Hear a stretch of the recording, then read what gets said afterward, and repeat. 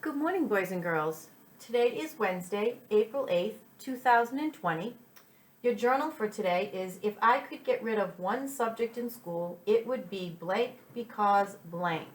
So what subject don't you like? Math, reading, science, social studies, spelling, language? What would you like to get rid of, and tell me why? And don't forget to draw a picture of you getting rid of that subject. Today is Wednesday, moms and dads, so today is a vocabulary day.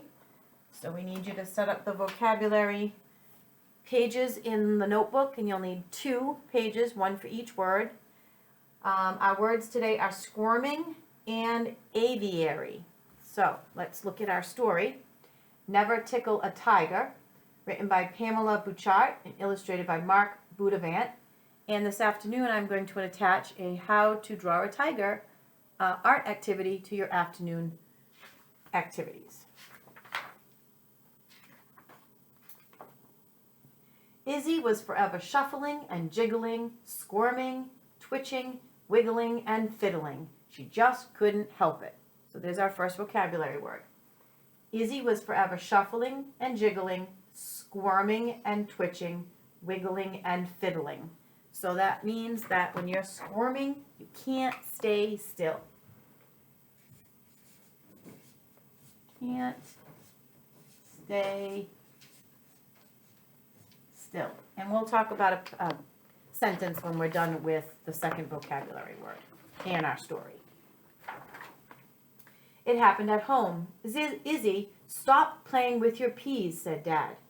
At school, Izzy, stop painting your pigtails, said Miss Potterhurst. And Grandma's, Izzy, stop knotting my knitting, said Grandma. And as for at parties, well, Izzy, stop jiggling that jelly, cried everyone. No matter how hard she tried, Izzy just couldn't keep still. It's no good, she sighed. I'm just a jiggler, and that's that. So, one day, when Class 4B went on a trip to the zoo, it came as no surprise to anyone that Izzy was wriggling, jiggling, shuffling, and fiddling as soon as they walked through the zoo gates. There she is, hanging off of bamboo. Stop stroking the snakes, called Miss Potterhurst. Don't excite the elephants. Forget about bothering the bears. Don't mess with the monkeys. Izzy, stop tapping the tortoises. Stop poking the peacock. And never ever tickle a tiger. At lunchtime, Izzy sat shuffling her sandwiches. It's so unfair, she said. I'm never allowed to do anything. And what's wrong with fidgeting anyway? Little did Izzy know that she was about to find out.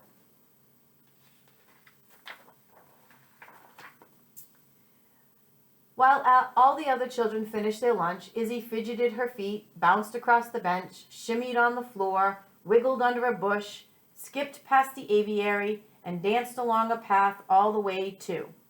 So here's our second vocabulary word. Skipped past the aviary and danced along the path all the way to. So she's walking by the aviary, and if you look, what do we see? We see birds. So an aviary is a place at the zoo for birds.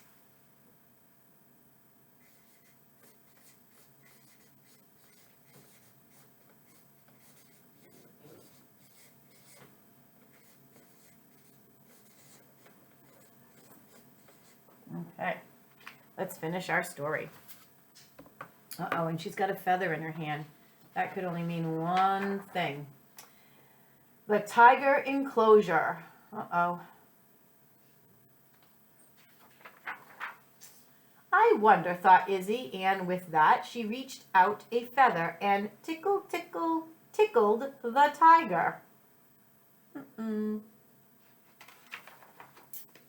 Roar! Roared the tiger. He threw his furry paws in the air, which broke a branch, which startled the snake, who bit a bear, who walloped a walrus, who splashed a sloth, who punched a penguin. Oh my goodness.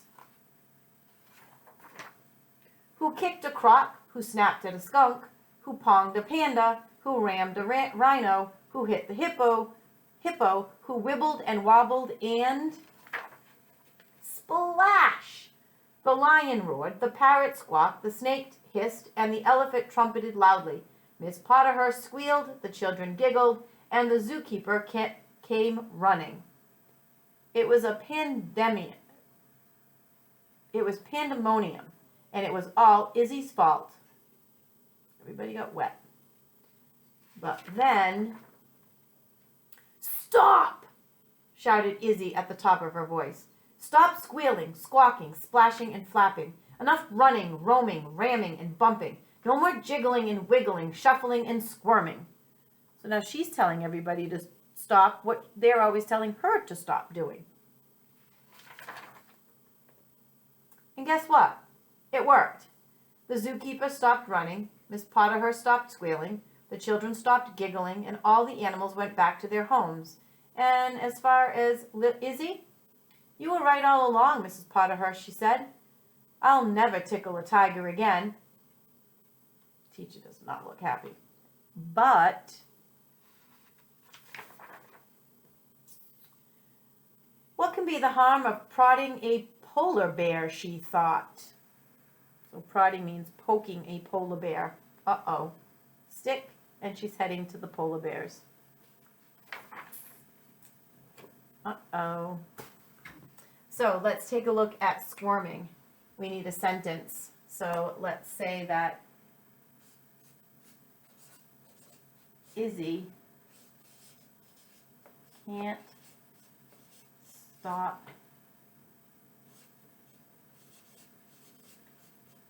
jiggling and